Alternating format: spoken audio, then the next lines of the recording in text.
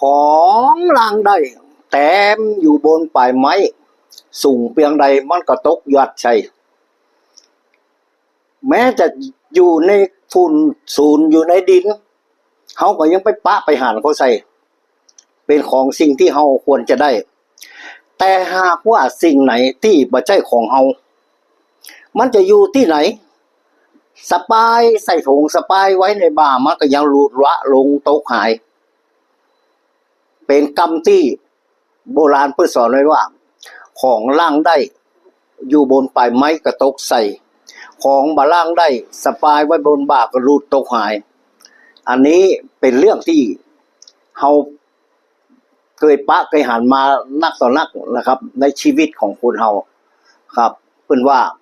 ถ้าหากสิ่งไหนที่เฮาจะล่างได้มันถึงได้เหมือนกับการแต่งหวยเนี่ยบางวัน